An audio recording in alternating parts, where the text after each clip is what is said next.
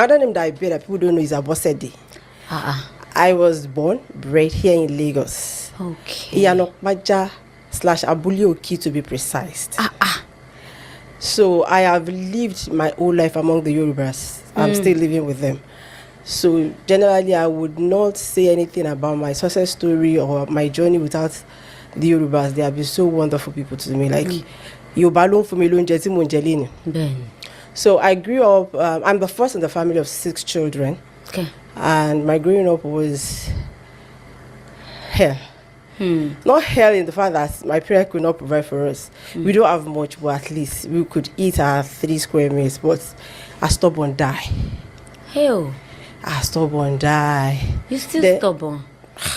Then my mama and papa one time you see, are you serious? So it was more like bass. So if you see any mark in my body now, it is when I had it. I had it when I was younger, like beating a man like Bara. That immediately blew me up. Toba to pass me, see mom see me go to pass it pada. So, emi go dey show one pepe. Wọ́n gbà mí lọ́gà. So you want pada gba wọ́n lọ́gà ba wọ́n ló gba. Wọ́n gbà mí lọ́gà later o because so mo kò ti fẹ́ ṣe nǹkan ko mo kini ni mo ma ẹ ma no mi o bo mo ma ṣe. So mo man prepare for oni. Mo man te ma wo pé kini mo ma lọ ṣe. E dey ma no mi. So that was the kind of life we were living. One of them food me ma bo. So it was more like, because I was the first, it was more like they used me as Textron. Of me Textron, I get. But growing up was fun. It was fun. I am the kind of person that when I want to do something, I want to do it. While I was growing up, I was very, very inquisitive. I argue a lot, not because I want to argue, but just because I want to know it. So I'm very, very inquisitive. Ilewari, Garaji Anokpajari. So you know somebody that live in that kind of environment. So for me to finish and I was able to get married, me with a boy. So it was more like, you know, we have so many people that did well in my community where I grew up, but you know, but with the kind of lifestyle I live, that's why the fact where I was stubborn. But stubbornness me would be okune. I can just be stubborn. I'm calling decide pe mom see me ko wole báyìí. Wo de fẹ́ lọ sọ́jà lọ́la. Ma de lọ yọ me topsy. And then jowe. And then doja ba de be ni kígbe. To ba de sin bole, mi le ti mo ko ma na mi. But mo ko buru ni mi ko mo. Kí ló ma fọwọ́ yẹn ṣe? Funny enough, the kind of house I grew up, you cannot bring in àwọn earring ile mo ti yẹn. That si mom say ora fe o le mu wonu ile wa. So I have this friend, she's fine. I just use that money to go and buy something for her. I just want to see her in her body. I'll just use and buy something for her. When I see it, I'll be happy. Happy give you pop. Are you serious? Because you cannot bring in ordinary pints into our house. So for where? No, ọmọ yóò ṣàgbà fo. O gbadi e wa. E kò sí ru e nílé wa, ọmọ sí mi ò ní gbà. So but ma ko ra nǹkan yẹn, ma ko ra. Ọmọ Bímbọ́ lórúkọ yẹn, ma ko ra nǹkan yẹn fún Bímbọ́, ma ko de lọ́rùn, ma de like e. That's why I say mo ko stubborn. Toma no ele lórí. Kò má kò tó no mi kò ti no yon ta because ma jẹ ojoojúmọ́ ni mo man jà kin tó délé.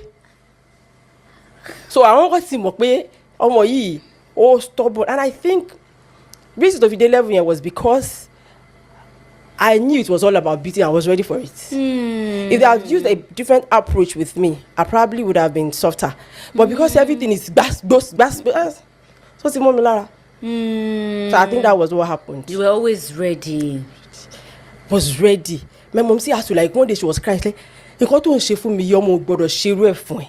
So mo koko ti ṣe dé level yẹn kan sọ pé àmọ́ ke ya mi ma sọ pé ma ṣerú ẹ̀ fún. Mom o ní bí ọmọ tó bá ṣerú nǹkan tó ń ṣe fún ẹ. Àbúrò ẹ̀ mọ̀ mi because àwọn mọ̀ mi bí tó bá fi omi sí lẹ́nu wọn ibẹ̀ ló máa dúró sí. They are my direct opposite. Yes. So wow, aren't you blessed? I'm blessed too. So Yanokpaja Adimosho Primary School, Adimosho Grammar School, then Laspotek. But I didn't finish in Laspotek. Why?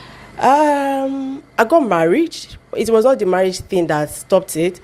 At the long run, my husband died, so I could not continue. There's no way I was going to pay my school fees and pay the children's school fees. So I had to sacrifice my education for their own sake because there was no money to run both. So and basically that is my growing up. Okay. At what age did you get married? I got married in my early 20s. Early 20s. I was 21, 22. So at How many years were you into the marriage when you lost your husband? 3 years, barely 3 years. And you Because had my 2 kids at that yes, time. because my last child was just 4 months when their father died. Jesus. And Richard should be clocking 23 this year, if I'm not mistaken. 23, 24, yeah, this year. Okay, what really happened to him?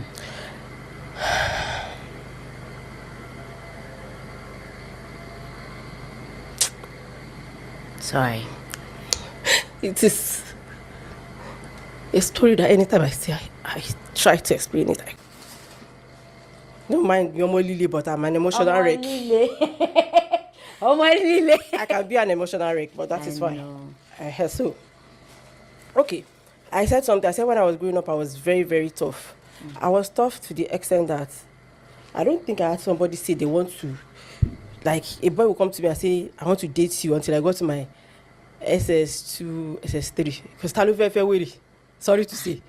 Because me, Shere, Emimo, it was when I joined movie industry that somebody would tell me, Ori Okpe, Abi ma se ayala ya ekini kan that will take it easy. Tẹ́lẹ̀ man that big gba tó pé o big gba tó pé o fi pin igumi ní ọpọlọ ni. So I don't know how to banter words with people. Till now I still don't know how to do it. I'm a lewo ni. Let's just fight it out. About to fight it out. Ma ba mi nyodi, torí mi ò nyodi. O tún máa continue. Kakira wa lọ́la kó ní kó ma lo lo e. After Nino. Ayé ìgbà tèmi dàgbà ayé ìgbà tí wọ́n sọ pé fàlà sí ọyá tẹ ó yá kọjá síwájú ilé ìdájí mi ìgbà ṣe máa ń ṣe nìyẹn lẹ́sẹ̀kẹsẹ̀ àdẹ ti gbéra lulẹ̀ àti fún ẹ ó ti jẹ gàrí yíbò ta ló win so a ti mọ̀ pé ìkíra tí wọ́n ń jà fún a máa tún kíra wa that was how I grew up. So but me I was more like a street fighter. Like ibi tó bá ti ń jà lẹ́sìn máa bá mi but mo ò lè jẹ̀bi mo ò lè jẹ̀bi because mo sọ pé àárín àwọn Yorùbá ni mo gbé àwọn Yorùbá máa ń pòye kan sọ pé kéèyàn kọjá ẹjọ́ la máa kọ́kọ́. Bẹ́ẹ̀ni. So wọ́n jẹ́ kí n mọ̀ wípé before you do anything there has to be a reason. Tó bá dẹ̀ jà tí bá ti jà tán tí bá tó ẹjọ́ yẹn tí bá jẹ́ kí n tó because mi mẹ́jọ́ tó náà tí bá jẹ́ kí n tó ẹ máa mọ̀ pé mi ò jẹ̀bi. Bọ́ ibi tí mo ti ń tó ẹjọ́ yẹn torí pé mi mọ bó ṣe máa ń fa ìtúnà ọ̀rọ̀ mo máa ń lajú kíní kò àwọn èèyàn máa sọ pé wọ́n lè bọ́ àgbà èmi ò mọ̀ gbà tí mo ti bú yín mo ti sọ tèmi nìyẹn àtẹn tó parí ìjà àtẹn tó parí gbogbo ẹ̀ mo ti bú everybody papọ̀. báwọn náà ṣe dé ní bó ṣe bẹ̀rẹ̀ sí pariwo wọn sẹ́bẹ̀ fagbalagbà so àwọn ní ọjọ́ káwọn èèyàn máa wò pé ọmọ yìí ti burú jù because I will just say it the way it is.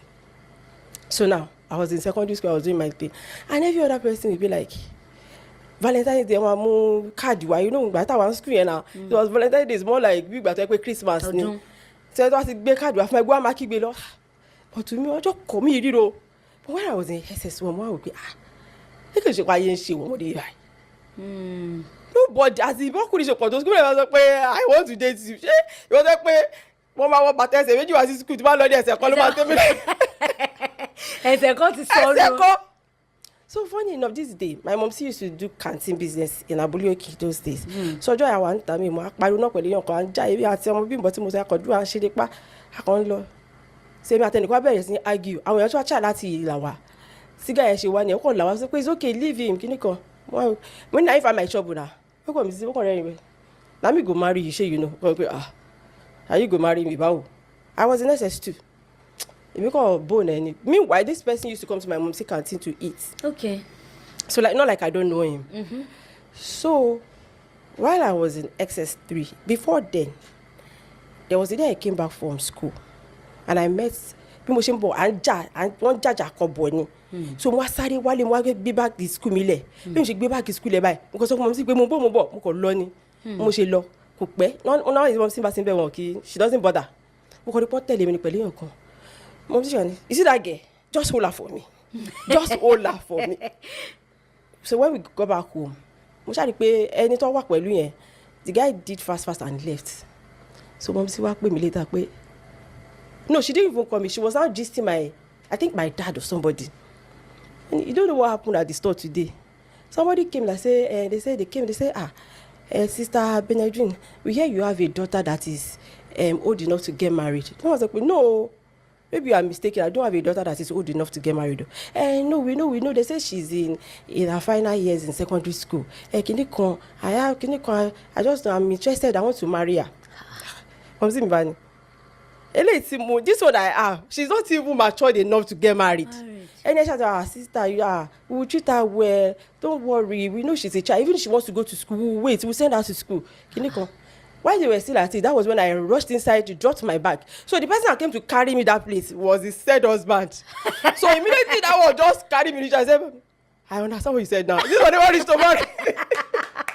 So that was the kind of lifestyle I was living. So now imagine somebody telling me, okay, nobody has ever toasted me before. My husband was the one that broke my virginity. So after when I was now in SS3 with Fekwaek, I now came to my parents and said he wants to marry me. So now me, I used to like, Igbo people, when you see another Igbo person, is that you call them your brother or your sister? So to me it's like a brother. Your brother is my family. Hey, family, you are from many good states, from Anambra State. But he says he wants to marry you and he's interested. He's a young guy. He was a young guy, rather. So I feel like, what is this? What is it? This person knows me very well. I do what you know. You know that I am a ruffian. You know that me,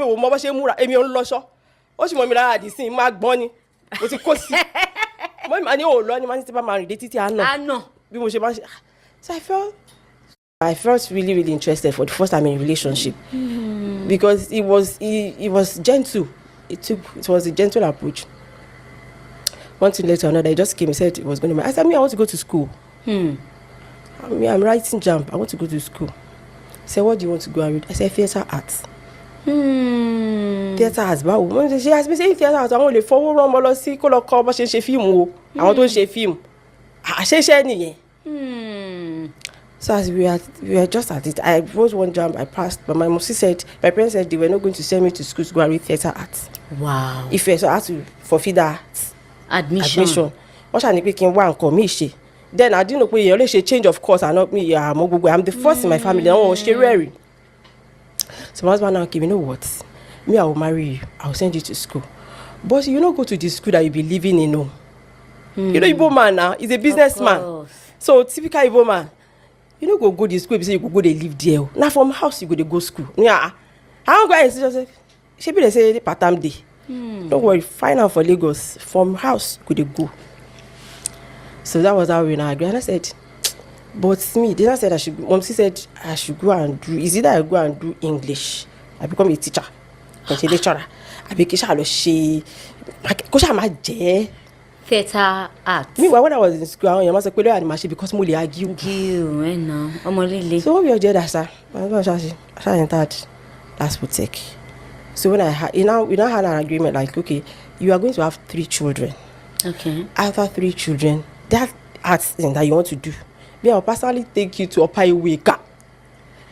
You just mentioned some marketers, Igbo marketers. I don't want you to do Yoruba film. You always behave like Yoruba people too much. I want you to do English film. Go and join Igbo people so that you will know our culture. So I said, okay. But as God will have it, as faith will have it.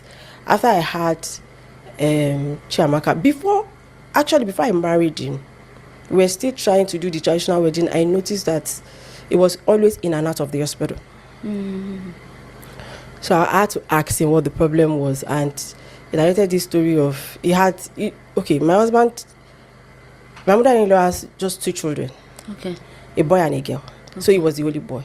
So, and boys and their mother, they are very, very close. So always traveling to the village every now and then. I think one of those travelers, he had this accident.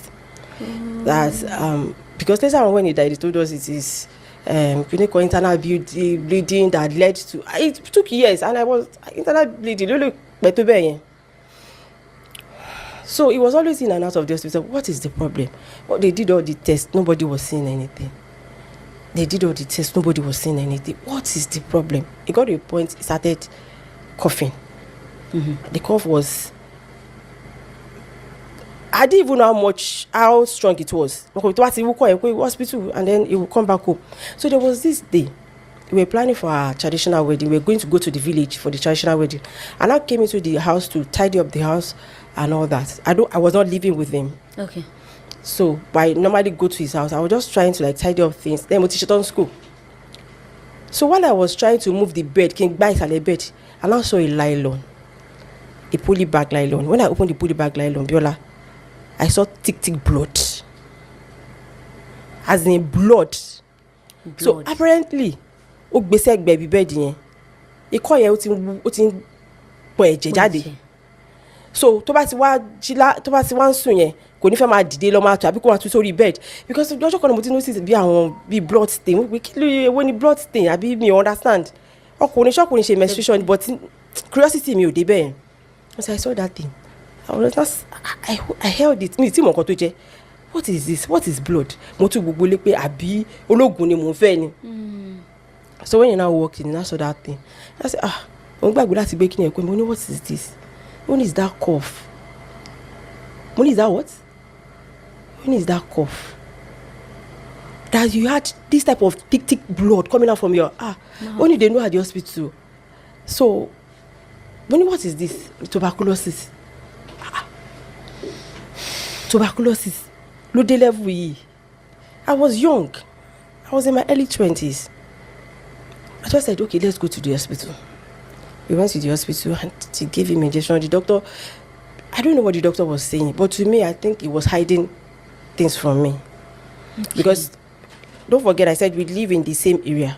So the doctor knows me very well. Okay. He knows him, he knows my mom. See, so what we ordered, he probably had told the doctor he should not tell me the level of the sickness. So another thing is when he now went to the village to tell his parents that he wants to marry, our parents say, why? When he moke shomo Anambra to Enugu. It's just like making on to Fefe, Abeokuta. You know they used to say Yoruba no ni gbogbo wọn now. And to me, looking back then, I didn't understand the mother. But looking back at it now, I actually understand the mother. From a mother's perspective, I understand what the woman was trying to say. I wouldn't want to say the woman knew that because the way he was saying, he said it was like she's not from our place. She will not be coming home frequently. Her parents are in Lagos. But even if anything happens to you, she wants to. Her parents are in the village. If this your wife wants to go home for Christmas, she was telling that was the excuse she was giving at that time. And you were there. My husband told me. Okay. But to me, it was not making sense. You didn't know what it was. Yes, so it was not making sense.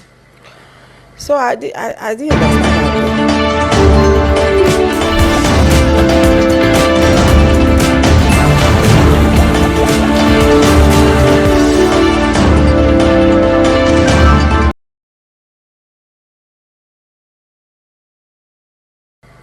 So my husband insisted that this is the person who my fair. Apparently they had already made wife for him. Like the only son. And I just felt like, wait, no. And you told my family, me more because me share or scroggy in me. Kilo pe. Oh, scroggy me. You are right, yo. Okay. Kini, bobo yi so yi. Emi go to ever shake we. What's about the wala? Marry or no marry? Maybe you should just listen to what your parents are saying because they may like you really you. I what you come say my love she kill my la won gba ti o. Oh my love. I go there cuz don't worry she will come around. So we now went, they came, we did our traditional wedding, but I noticed something then.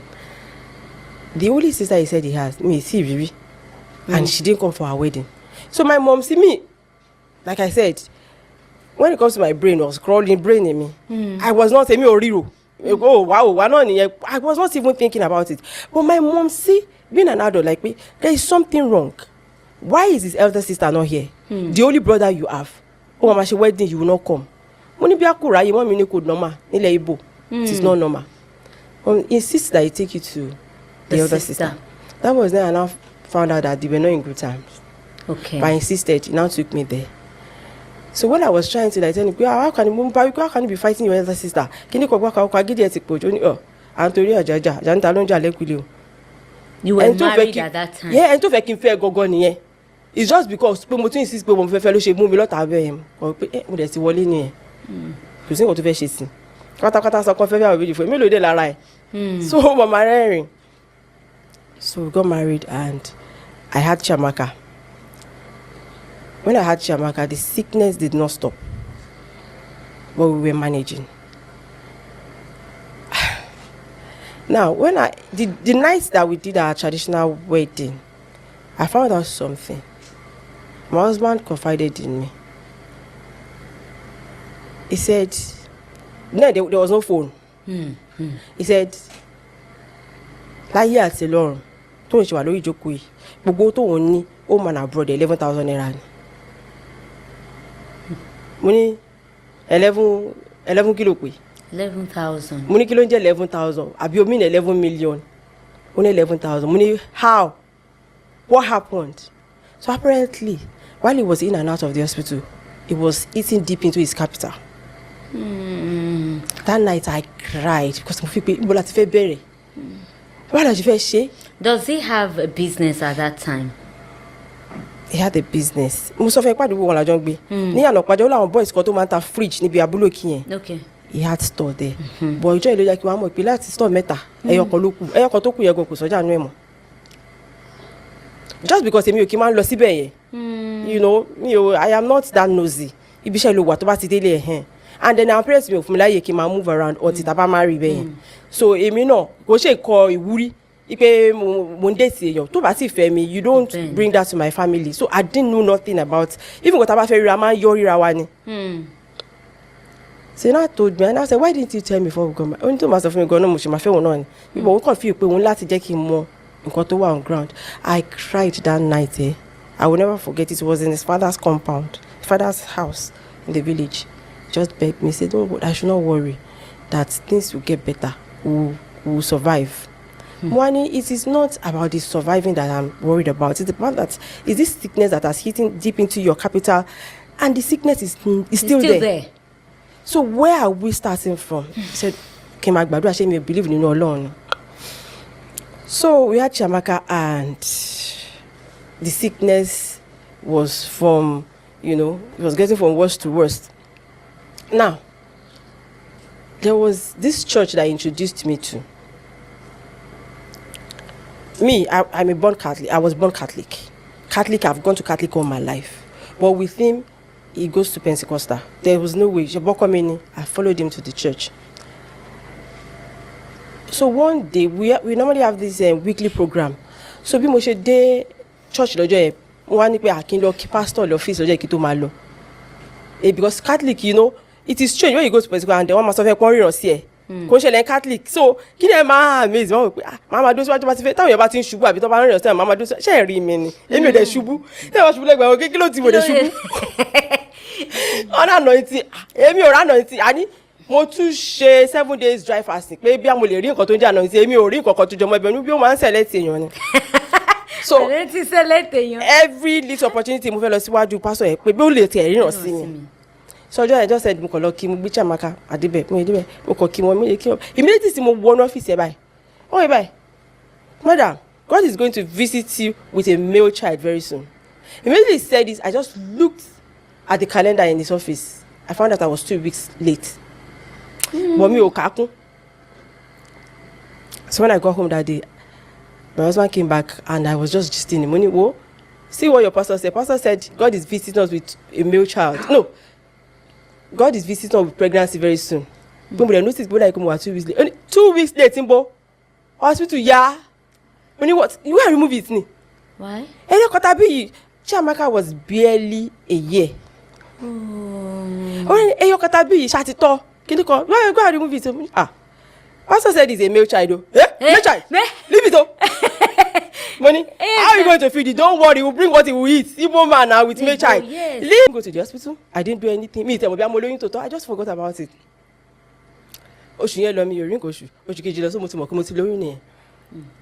Because things was very, very hard. I could not register for antenatal. And I went back to stubborn. Mo lọ sọ́dọ̀ family doctor, that same doctor yẹn ibẹ̀ náà mo bí Chiamaka sí. But mo dé bá sọ fún mi pé mo máa san was it 3,000 naira owó card àbí 300 naira lọ́dún yẹn lọ. Wọ́n ní mo máa san owó card. Mo ní ṣe hospital yìí là ń lò. A ní card already. Wọ́n ní mo máa san maternity card just because of me máa san owó card mo ṣe yí sẹ̀ padà nìyẹn. Mi ò register for antenatal. mo dẹ̀ lọ sí mo kò ṣe bí ọmọ ni mo wá lọ gbogbo ògùn tí mo lò gbà tàwọn kan mo dẹ̀ lọ sí pharmacy mo dẹ̀ bẹ̀ sí calcium ní òkè ní kan mo dẹ̀ folic acid mo dẹ̀ kó gbèjì mo dẹ̀ bẹ̀ sí lò wọ́n ṣe àmọ́ká wọn wò mí kódà ọmọ yìí ò lọ sí hospital scan ni mo tẹ̀ mọ̀ pé mi ṣe scan because doctor mo ti believe mo kàn ní believe pé pastor sọ pé ọkùnrin ló máa jẹ́ so I didn't go do scan so when I was 7 months pregnant bó ṣe gbéra nìyẹn bó ṣe lọ sọ́dọ̀ mọ̀ sí mi ni pé ẹ wá ṣe rí ọmọ tẹ́ ẹ fi fún mi ọmọ tẹ́ ẹ fi fún mi tó fẹ́ fi agídí pa mí yìí ọmọ yìí ò lọ fásitì ọmọ sí mi ni ẹ tó wà ní 7 tó máa pé tó 8 months ó lóun ti bẹ̀ títí pé kò lọ pé sọ pé kí n má wọrí pé òun wà òkè ẹ̀rù dẹ̀ ń bá òun and then ẹ̀mí tí ń bá wà ní oyún tóyún yẹn tó bá fi lè mọ̀ pé mo wà ní oyún wọ́n kó oyún yẹn ti wọ 6 months nìyẹn oyún òkè máa tètè jáde lára mi so mọ̀ sí mi wá wà bó ṣe wá bẹ̀ mí ni pé jọ́ torí Ọlọ́run ó ní olóòpó èèyàn lọ́rùn ó wà risky o mo sọ pé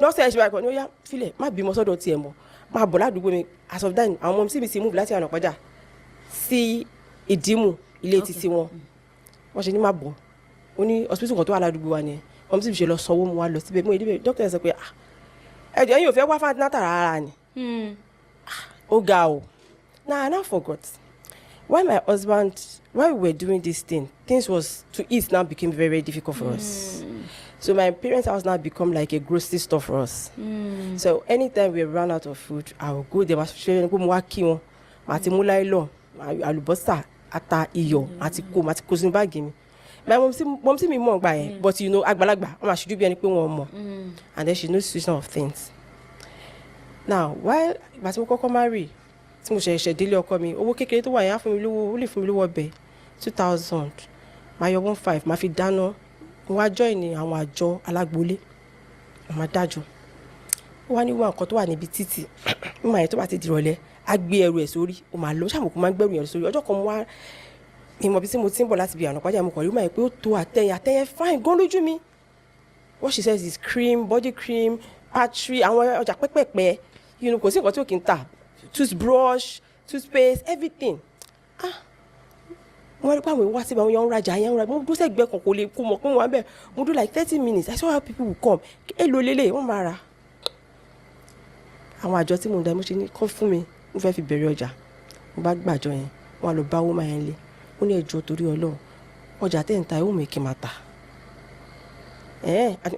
mo lè mú yín débẹ̀ bọ́bí tẹ́ máa ti ta lé mi ò mọ̀ pẹ́ ní ẹ̀kọ́ ṣáà mú mi débi tẹ́ ti máa ra nǹkan tí mo nídìí nìyẹn ó dẹ̀ mú mi lọ sí Ànàpájà Òṣòdì lọ́dún yẹn lọ ó dẹ̀ èmi náà dẹ̀ bẹ̀ sí ṣe àwọn nǹkan kéékèèké mo ṣàṣàṣàṣà àwọn nǹkan báyìí ló máa ń mú àwọn nǹkan báyìí ló máa ń mú mo ṣèrà ní wàá gbé wálé tọkọ mi délé ó ní kí ló wà ní bọ́ọ̀sì yẹn mo lọ́jà ti fẹ́ máa tà ni ó lọ́jà tó fẹ́ máa tà mo lè fẹ́ máa tà mo lè gbẹ́ títì wọ́n ṣe bẹ́ẹ̀ ń Chinedu you grew up in this community gbogbo akọ tó fẹ́ ṣe ní ayé yìí community ìlú ti ṣe that same community tó fẹ́ máa tajà lẹ́gbẹ̀ẹ́ títì àmọ́ there is no shame in dignity o.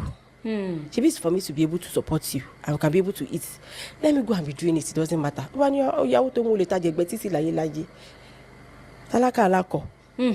Wọ́n ní àtọ́dún ìlú sọ́fún kó máa ṣe shop fún mi millions yóò ti dé. We cannot continue like this. Everybody will leave the house and when they are leaving they will come and be dropping key for me. Mama Chiamaka táwọn ọmọ mi bá dé ẹ sọ fún ọ pé ó jẹ́ wà nínú cupboard. Tí NEPA bá dé ẹ jẹ́ fún ọ níwèé NEPA. They are using my doorstep to do like where they are contributing there. I'm the only jobless person in this house. As big as this compound is, everybody will leave in the morning. I'll be the only person staying. I'm not staying again. I want to look for something doing. When the time when God will bless you with that money and you open that big store for me. Kò ṣáà gbà ṣá, ó ṣáà gbé, ó ṣáà wọjà ibà, ó ṣáà kú ńbẹ̀. Mo ti wà ní oyún Richard.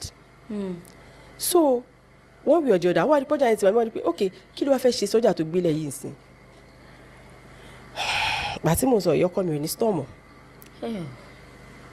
so òun náà ti wá lọ wá bí kan ní ẹbí agbọ́ ti pé ó ṣe bí shield síbẹ̀ ó máa ń lọ ra àwọn use tv láti Alábà àgbè síbẹ̀ òun tùtà ń bẹ̀ ó wá ní kí n máa bọ̀ níbẹ̀ yẹn pé màá máa pàtẹ tèmi síwájú pé kí n tẹ̀ kú ní Ànàpájà kí n lọ sábẹ́ Agége yẹn wọn ò ní mọ̀ mí dáadáa ń bẹ̀ yẹn pé ojú tí o tí ìyàwó máa tajà lẹ́gbẹ̀ẹ́ títì bí tóun ti ṣe boys tóun ti ṣe gba akọ tán a bá lọ síbẹ̀ Bíọ́lá mo lọ síbẹ̀ for like a month kò sẹ́ni tó bẹ̀rẹ̀ lọ́wọ́ pé kí ni mò ń tà mi ìṣeré ọjọ́ kan wà tó yẹ pé mo fẹsẹ̀ rìn láti Agbọ́tikú adé délé because kò sówó mọ́tò lọ́wọ́ mi so it was that bad so one of those days when I was coming back mo ṣe ń kọjá mi Ànàpájà yẹn báyìí mo ti ń bọ̀ oúnjẹ gúgúrú lọ ni kò sẹ́ni fẹsẹ̀ mo fi rìn mo wá gbọ́ tẹ́nìkan sọ mo wá pé mo dá òun yìí mọ́ kò wẹ̀yìn ni ó wá jẹ́ ìtajọ lọ sí school mo ní Abẹ́ni mo kò lọ bó ọmọ yẹn ni wọ́n fine pretty girl wọ́n ní pé tọ́mọ tó fine báyìí fi lè máa tajà lẹ́gbẹ̀ẹ́ títì kí ló ṣe mí tèmi kò lè tajà lẹ́gbẹ̀ẹ́ títì mo ṣe lọ bá ní pé Abẹ́ni báwo ni kíní gbogbo kan mo ní mo máa fẹ́ tajà wọ́n ní ọjà yìí pé kó ṣọ́jà tòun o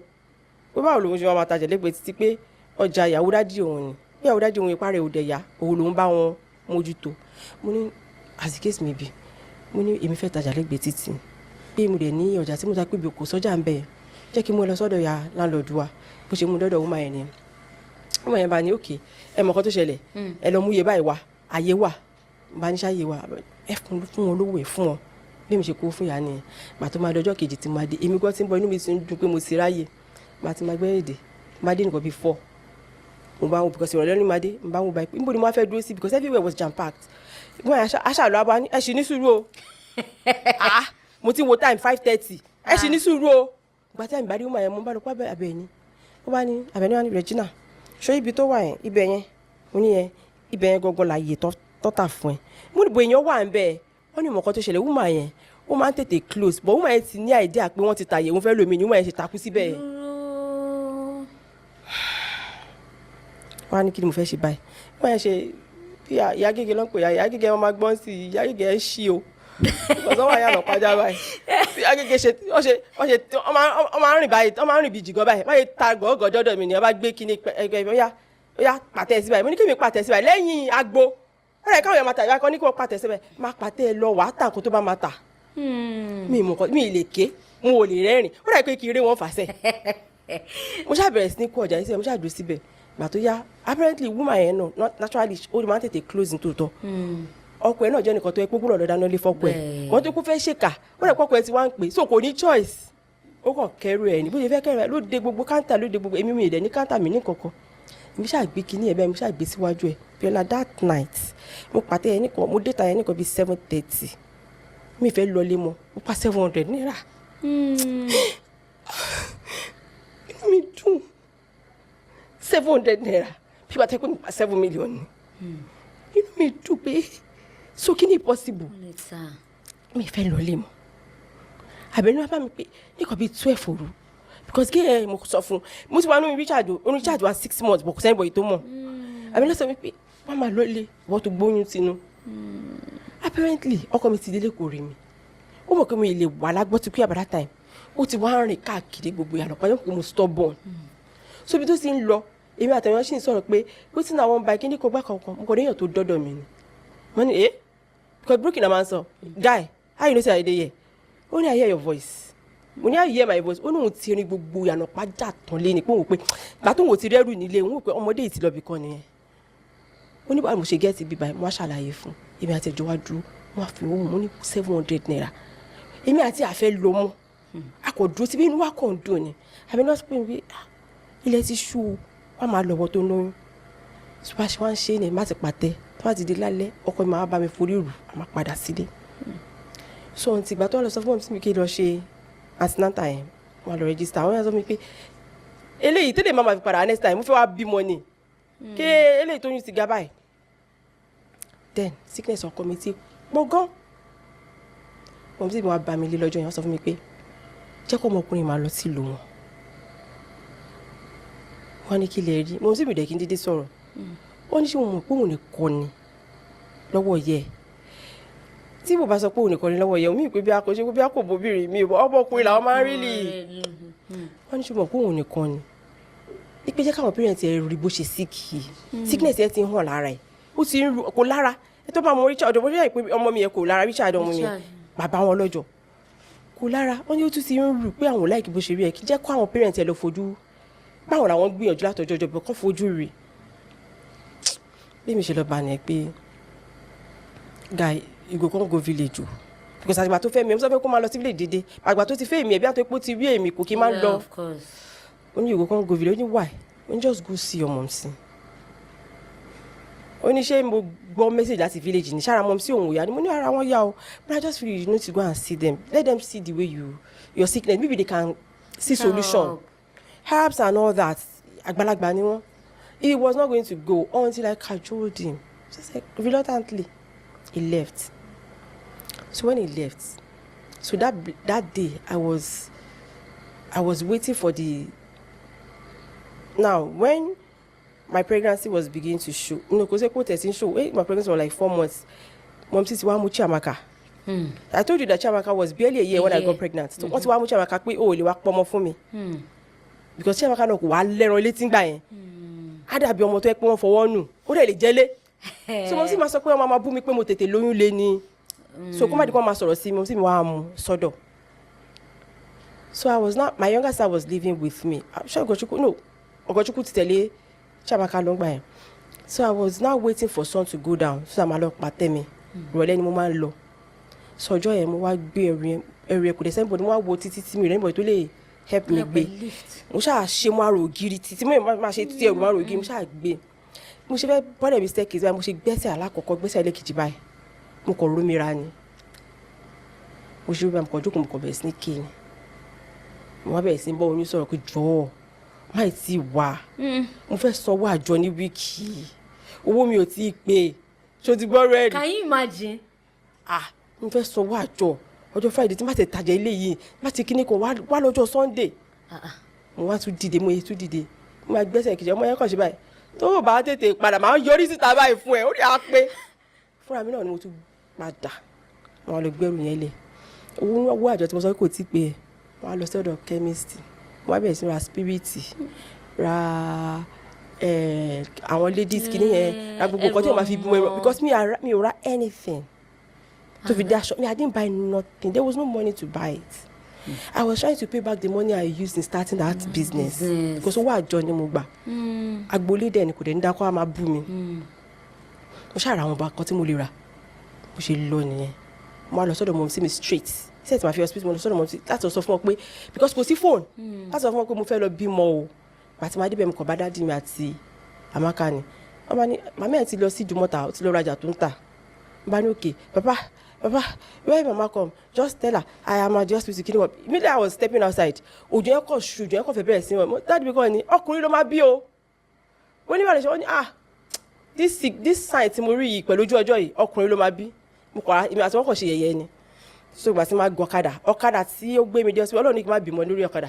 Ọlọ́kadà go tètè mọ̀ pé wàhálà ló ń gbé. Gbà tó ní pé tó bá sì gorí gallop báyìí wàá ṣe now she was where madam money I won't go born you don't tell me I know they carry people like you because at the economy by year jẹ́ kó tó débi tó lọ so immediately to drop me by tí mo gòkè ẹ báyìí mo kọ dọdọ àwọn nurse yẹn ni báyẹn ṣe báyìí ṣe bá sọ fún mi pé wà tó wá ṣe antenatal last time kó ọmọ ló máa bí next time nítorí ọmọ lè ṣe wá register sí bí báyìí so immediately they just told me and doctor is not around o kìíní kan mo ní ẹmu kan tó ṣẹlẹ̀ ẹ bá mi wá block àti ráìsì gbóná wọn kọ bá mi wá rẹ bẹ́ẹ̀ mò ń kojọ bẹ́ẹ̀ ni mò ń kígbe ẹ jẹ́ sùn orí ọmọ tí wàá mo ní màá jẹ ráìsì tọ́kì tóbi màá jẹ bí mo ṣe ń jẹ blọọkì ni mo jẹ ráìsì mo mú mọ́ nǹkan tútù kọ́ ṣàmà bá mi wá nígbà ìgbà tó máa bí ọmọ yẹn gbogbo ara ẹ̀ sùn báyìí ni ṣe ló ń gbọ́ báyìí mo ti fi blọọkì báyìí ọ̀tá ẹ̀jẹ̀ so how was I just gave birth to him and lo and behold it was a boy so when my mom still came back mom still mi wá sọ wọ hospital wọn wá ṣe fẹ́ máa lọ wọ́n ní ẹ má fi mí lẹ̀ sí bí o wọ́n ní kí ló dé wọ́n ní jẹ́ máa lọlé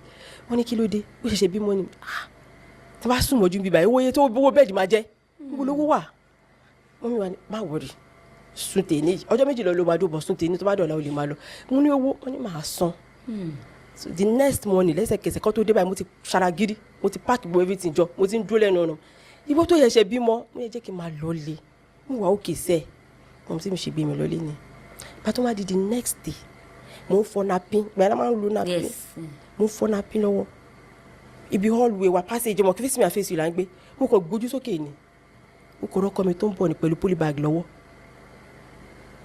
bóyá báyìí. ṣé wọ́n ti travel lọ sí village before that time?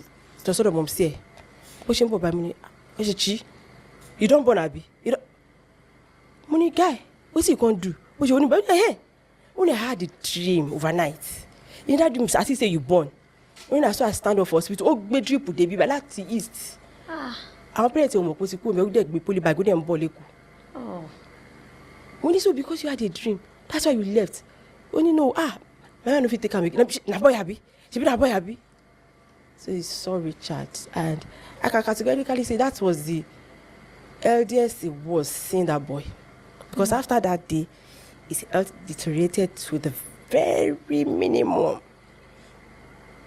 it was so bad that at some point kò lè dìde mọ́. He didn't go back to the village.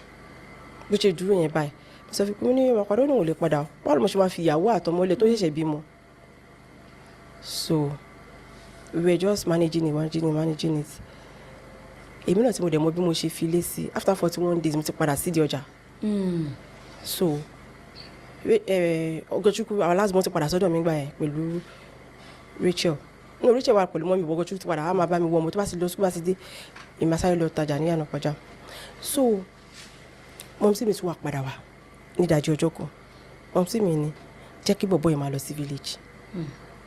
Like I said, my mom doesn't. She will not just wake up and say something. Most especially that's why mo lala. Ala mom see me ma was very very significant. So that day she just came and said, I had a dream. Let this guy go to the village. Mwaloba. When it's Sunday, you will go back to the village. Only why? Only because you are not feeling fine. Now look at you. You can't stand up. You can't do anything. Nobody only law. After mama tell you. Richard was that like 2 months plus then. Just as good 2 months. Maloki. But wale ko maloki ma tẹ̀lé lọ. Ó ní ma tẹ̀lé lọ, mo ní ma tẹ̀lé. Cousin e ko tó wà lọ ní mọ́tò. Mo ní kó jọ kó má bá mi gbé lọ. Mo ní mo rán sí pé kó jọ kó bá mi gbé lọ sí. E de mo lọ rí fúnra mi. Ó bá ti promise mi kí má wo pọ́jọ́ la fẹ́ lọ. Ó ló ma kó gbé wa lọ dé Jibo Park. Okay. Ká lè wọ mọ́tò ni. Torí ọkọ mi ò ṣe kò lè jáde mọ́. Ó ti ń lo pọtí nulé. Tó bá fẹ́ jáde go mi lè gbà kó jáde ó ti di egungun. It was that terrible. Mo ní ojú ń tì mí mi lè jẹ́ káwọn èèyàn rí bẹ́ẹ̀ yẹn kò sí aṣọ tó lè wọ̀ kò bu àṣírí yẹn mọ́. Bá ní kí n má worry mo máa wá gbé. Wá dàrọ̀ ọjọ́ ta fẹ́ lọ mo ti páàkì èrò tó mo ti ṣe gbogbo ẹ̀ tán. Abádo ìdìbò boy. Ẹ̀ta sí ní kó dé as early as 5 káwọn aráalé máa ti jí 6 o'clock lílo àárẹ̀ pàtó di 6:30 sílẹ̀ tí mo 7 mo pe ọkọ mi ní pé I no see your brother. Go. Mind you, at this point in time, this guy cannot eat anything without stooling that immediately. Ó pẹ́ ju 30 minutes ó fẹ́ lọ toilet. Tó bá mu omi, ó pẹ́ ju 30 minutes ó fẹ́ lọ toilet. And I said, how are we going to manage? Ó ní kí n má worry. So, àdìde, ó wúta, àwọn èèyàn tí jí dáadáa, àwọn èèyàn tí ń jí. Ṣá, tó bá ti gbé 10 step ó máa jókòó. Arrest. Ẹ̀dẹ̀ ń lọ Jibo láti Ànàpájà. Àṣà manage títí láti abúlé òkè ibi tá street wa yẹn ọ̀rẹ́ méjì dé títì Sunday jókòó like 20 times. Àjòkòó tó bá ti wá jókòó báyìí mi tí mo pọn ọmọ dání màá máa ṣe bí ẹni pé mi ni mo ń tú ọmọ ṣe màá ṣe bí ẹni pé ọmọ ẹ ló mo ṣàtúnṣe láti guide máa hide ẹ ibi tó bá ti jókòó báyìí máa fi ìró bò á ṣe bá ṣe yeah let's go. Àṣedé bus stop nìyẹn aṣá àwọ mọ́tò àwa dé Jibo ó wá kó mọ́tò tó fẹ́ gbé wa anybody tó bá ti rí I know they carry living corpse.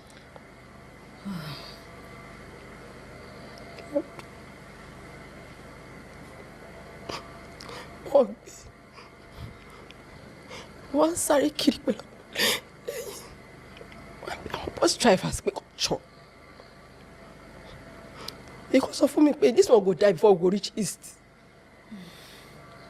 Wọ́n ní kò sí nǹkan tó máa ṣe wípé he's strong he's just looking like that. Àwọn ní gbé máa kọ́ wá pè mí bí tó ti pé mo ti ṣe wàhálà.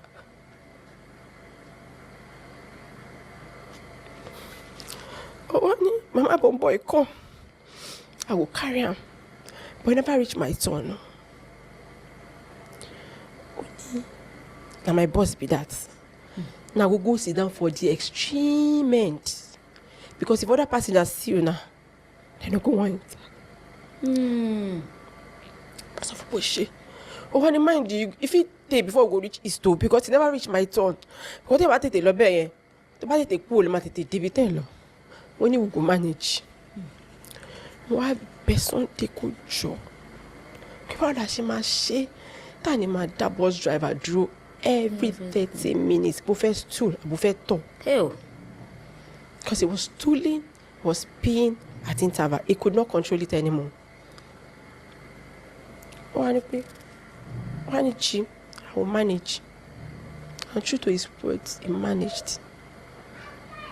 the first ìgbọ̀nsẹ̀ tó máa ṣe adé ọ̀rẹ́ ibi táwọn ọmọ Ìgbò ti máa ń dúró tó máa ṣe yẹn that was the first ìgbọ̀nsẹ̀ ó lè jẹ́ kí everybody bọ́lẹ̀ kóhun tó wá bọ́lẹ̀ because tó bá rí àti pátá fàtẹ́ nìkan rí ẹni yẹn ń wò báyìí pé ṣé nǹkan táwọn bá wọnú mọ́tò rí tó bá rí gbẹ̀yìn wọn náà wá sùn ojú ẹ̀ ti ṣò ó ti ń yọ bí skeleton so ibi tó gbọ́wọ́ sí tó forí sí yẹn láti Èkó bó ṣe dé ọ̀rẹ́ nìyẹn pátá tí mo wọ ọ̀rẹ́ kan náà ṣé àwọn èèyàn ń jẹun àlè jẹun ṣówó wà lọ́wọ́ wa ni so just Richard I was trying to make comfortable bó tún ṣe gbóyè láti bẹ̀ẹ́ dé tàbí dé ìlú wọn nìyẹn pátá wá dé ìlú wọn àwọn awọ ọ̀kadà tó máa gbé wa ilẹ̀ tí ń ṣú ó ṣàwọ ọ̀kadà mo sì kí ọ̀kadà ó máa wà nínú èmi ni máa jókòó sẹ́yìn pẹ̀lú ọmọ because kò ní lè dúró dáadáa fúnra ẹ̀ immediately we got to almost his father's compound because sábà ibi tó máa já wa sí ẹ̀ a kàn máa rí few steps tá máa fi wọnú because ẹni tó bá mọ ilẹ̀ Ìgbò dáadáa the Anambra people wọ́n máa ní vast land so wọ́n ṣe já wa sílẹ̀ báyìí kó kakọ̀ rí ibi gbó gbẹ̀rẹ́gẹ̀rẹ̀ ká délé ẹ̀ báyìí bọ́kọ́ mi ṣe bọ́lẹ̀ báyìí bóyá sọ ọlọ́kadà ṣì wà ń bẹ báyìí ó bọ́ ṣòkòtò yẹ báyìí ó ń yàgbẹ́ báyìí ó ń tọ̀ ni ọlọ́kadà yẹn wò pé kí ló ṣe mú wá kí ló ṣe because I know he held it he tried everything láti hold it to that level wá kí wọ́n fọra lórí pò ṣe ọlọ́kadà yẹn tipátipá ló fi dúró gbowó ó họ ni pé kí lélẹ̀ èèmọ̀ rẹ̀ so when we got there the mother was not around. We stood outside until the woman came back. Immediately the woman saw him, started crying. She was crying. Immediately, action. They were battling their son. I was battling my own son. Which had a infection. He was just 2 months old. Barely 2 months. Ó ti ń yàgbẹ́, ó ti ń tọ̀, ó ti ń gbóná.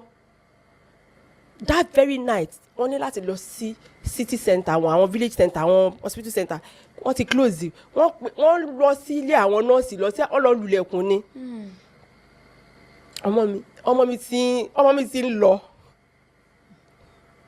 bẹ́ẹ̀ ni mo kígbe pé kò tó gbọ́dọ̀ ṣọmọ mi o pé mo ti máa mọ́ tí wọ́n wá rí láyé àtàláfíà kọ́kọ́ gbọ́dọ̀ ṣe Richard yọkọ mi kí n má wọ̀rẹ̀ wọ́n ṣe àwọn water solution wọ́n ṣe fún because already nítorí àwọn nǹkan tó ó wà expose sí nǹkan tó yẹ kó wà expose sí dáàdì ẹ̀ tún sick exposure yẹn tún pọ̀ so wọ́n ti máa fi the next day wọ́n ṣàṣe kí ni ẹ̀ fún máa fi wọ́n ṣà admission ogun fún next day wọ́n gbé padà wọ́n fún lábẹ́rẹ́ ó wà òkè o wọ́n ní wọ́n sókè abẹ́ ní fèsì ti bàbẹ́ báwọn Legion of Mary ṣe wá làwọn saint kìíní kan wá oríṣiríṣi prayer oríṣiríṣi ó yá take him to this place èkéde kan gbà kan ilé babaláwo olókùn tí wọ́n lọ àwọn parents ẹ̀ try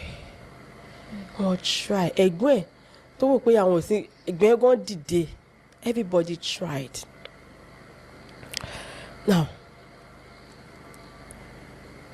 wọ́n ti ta fi wà níbẹ̀ yẹn títí di ìgbà tí Sunday kú wọ́n máa ń gbé lọ síbi kan wọ́n sọ pé wọ́n lọ ń treat ẹ̀ hospital kan àwọn kan sọ fún un pé àwọn hospital tó jẹ́ kó máa mú ìbílẹ̀ mọ́ ọ́dẹ̀ máa mú medical mọ́ yẹn Trado whatever yes trado whatever wọ́n ṣàṣọ pé ó ní nǹkan tó ń gbé lọ wọ́n gbé lọ́jọ́ yẹn wọ́n ní hope wà doctor yẹn ṣe kíní kan fáwọn days táwọn máa wá kíní kan hope wà ó ṣe test kíní kan ó dáwọn kọ̀ọ̀kan gbàkọ̀ àwọn ọkọ̀ full of hope I said thank God. So that day they were going to take him to the before that time àwọn kan wọ́n wá ṣe prayer wọ́n wá gbàdúrà wọ́n kọrin wọ́n lọ. I was outside, we were preparing dinner. Wá pè mí. Kò kí n lè sọ̀rọ̀ dáadáa. One way or the other. Ó rẹ̀ pé mo lọ wò. Mo rí kó ṣàṣe wọ́n báyìí mo wá lọ bá. Ó wá ní, I want to ask you a favour. Mo wá ní, Keroni, would you do it for me? Mo ní anything, I would do it. Mo ní I want Richard to become a soldier. Mo ní mi kọ́ lè máa bí ọmọ. No, ó dẹ̀ ti máa sọ kí ní ẹ̀ tẹ́lẹ̀. Pàtó kọ́kọ́ tó máa sọ pọ́kùnrin mo bí máa sọ pé sójà lọ́mọ yìí máa sọ pé mi ò lè bí sójà o. Sójà Nàìjíríà tí wọn kì í máa appreciate mo tó wáyé pé Amẹ́ríkà ni ó lè jẹ́ sójà a máa fi ń ṣeré. Bí sọ wá I want you to do a favour for me. Ní Richard ṣebí I said you will become a soldier. Mo ní you said it ọmọ tèmi ò lè ṣe sójà. Ó wá smile there. Ó ní that is not the favour. Mo ní what is it? Only promise me you do it. Money, I will do it. Only please, help me beg my mother. Tell them to go and look for a nurse or a doctor. I'll come and give me mercy death. Give him what? Mercy death. Money kilo mercy death. Only ko afun labere ku. Only I want them. I want me to inject me. Make it be like say they just pity me. Send me make her they go. Mercy death. When you say mercy death, power. When you know, don't say that. You are not going to die. Nothing is going to. Mo akpe mom say ekpe. Ẹ̀gbọ́n kan tó sọ bí mama yẹn ṣe bẹ̀ sí sunkún ni ekpe. Ẹ̀gbọ́n náà ṣá yẹn ṣá ẹ̀gbọ́n yẹn ṣe ko biri pé rada wo ló sọ lẹ́nu. Igba kan awo kan. Pé sọ fún mi báyìí. And I begged you. I am suffering. I can't take it anymore. At that point in time, talk me about J. Toba muti. I'm not joking. You will see that tea going through. To the mafijade. Nothing stays in his body anymore. When I begged you, I will never. Money. You don't want to stay and see Richard become a soldier again. You're a soldier. When has this Chiamaka? You don't see them again. Why, Mary? That was the last time my husband spoke to me. He was talking to people I don't know. He was talking to people I can't see. He was still talking. He would just be. If we mention names, he would just be saying, you are here. Adarukoye. Wọ́n lè pe Monsi ekpe. Monsi ani kí ló sọ. Tí Monsi bá wọlé, ó lè má sọ̀rọ̀ gbà mí. Monsi ani kí ló. Mo dárúkọ àwọn orúkọ tó dá. Monsi ani ẹni tí mo ń dárúkọ yìí. Ẹni ẹ ti kú 20 years ago. Ẹni tí mo ń dárúkọ yìí. Àwọn ò tiẹ̀ fẹ́, àwọn ò bá nílé bàbá ẹ̀ nígbà tí àwọn bí forefathers. Wọ́n yẹ sọ pé ṣé mo shock orúkọ. Mo ní ṣé mo gbọ́ orúkọ yẹn rí ni. Ibi ò gbọ́ rí. That was what he said. He mentioned their name. Their names rather. Ọjọ́ kan wá mom tí ẹ wá wà lẹ́gbẹ̀ẹ́ wa. Bó ṣe tún bẹ̀rẹ̀ nìyẹn. Ó kàn wá ń juwọ́ báyìí. Ó wá ń dárúkọ wọn. Bí ìgbà tó ń bá wọn ṣeré. Mom tí ẹ wá wojú mi. Wọ́n ní nǹkan tó mo sọ kó máa ń sọ yẹn lélẹ́yìí o. Mom tí ẹ kan bọ́ta, mom tí ẹ kan bẹ̀rẹ̀ sí lọ ké ni. So apparently doctors mo sọ kó gbé lọ yẹn. Ìyẹn wá fún wọn ní déètì kan. Ó déètì ẹnìkan gbé wá. Wọ́n wá ń prepare láàárọ̀ ọjọ́ ẹ̀pọ̀ fẹ́ gbé lọ síbẹ̀. Mi ìdẹ́kí má tẹ̀lé because mi gbọ́ ọmọ kékeré dání. Wọ́n á ní kó má lọ kó infection or something. Wọ́n yìí sì pé ọjọ́ ìpín máa tẹ̀lé wọn lọ pé mo ti fẹ́ lọ rí dókítà yẹn gbọ́dọ̀ pé wọ́n hide nǹkan fún mi kí lè béèrè lọ́jọ́ pé kí ló ń ṣe gangan because nobody has given me any good explanation about nǹkan tó ń ṣe yìí ẹ kàn máa dé you people are doing this hush what is happening. bọ́yẹ sọ fún mi pé okay kò sí wàhálà mi ẹ̀ sọ pé kò sí wàhálà wọ́n fẹ́ ṣe gba mọ́tò báyìí èmi àti ìṣàlá àti bọ́ síwájú mọ́tò àti jókòó báyìí gbé wọlé báyìí àwọn pọpsi wà lẹ́gbẹ̀ẹ́ báyìí ẹ̀gbẹ́ obìnrin náà wà lẹ́gbẹ̀ẹ́ àwọn gáàdì àdẹ débẹ̀ so it was more like a trip from káyọ̀ pé ruby báyìí láti ibi ruby báyìí lọ sí ibi abiru island ní trip yẹn so bàtà débẹ̀ àwọn nọ́ọ̀sì yẹn wá sọ pé okay doctor ò tí ì dé wọ́n mọ̀ pé kò lè dá jókòó náà wọ́n ti lọ fún bẹ́ẹ̀dì ibi tó máa sùn sí pé pẹ́ńtà sí doctor máa fi dé so ó lọ lie down síbẹ̀ wọ́n ní mi ò lè gbọ́ ọmọ yẹn wọbẹ̀ pé ọmọ yẹn kéré pé kí n má expose ẹ̀ so mo wá lọ síbi window because ibẹ̀ window wà bẹ́ẹ̀ wọ́n lọ dó síta àwa wò níbi window yẹn a ṣe ń wò níbi window yẹn Richard wá fẹ́ máa ké ó fẹ́ máa ṣe wàhálà máa ní pé kí n ti ẹ̀gbẹ́ Richard ṣeré lọ sí iwájú ta ó ṣáà ń pàṣẹ fún un wá ṣe díẹ̀ atẹ́gùn kọ̀ọ̀kan fẹ́ kọjá ni gbàtẹ́ pé èèyàn sáré kọjá lẹ́gbẹ̀ẹ́ mi ìbá sọ fún mi pé let's go inside o kátẹ́gùn máa lọ rọ́ sí ẹ láyà kí n má ṣe oore dáràn o ó ṣáà ń ṣe dẹ́pá pẹ̀lú yẹn màtí má fi padà síbi window yẹn mi wá ba lórí bẹ́ẹ̀dì mu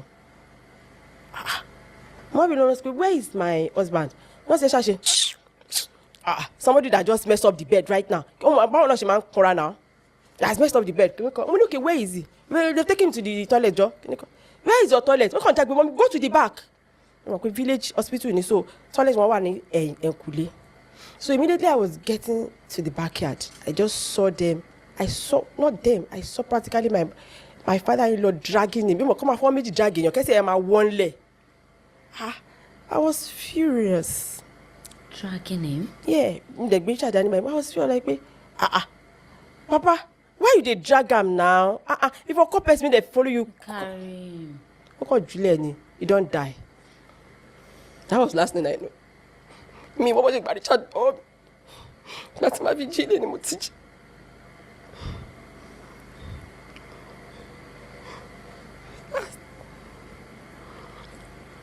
When I woke up the next day, because I fainted, when I woke up the next day,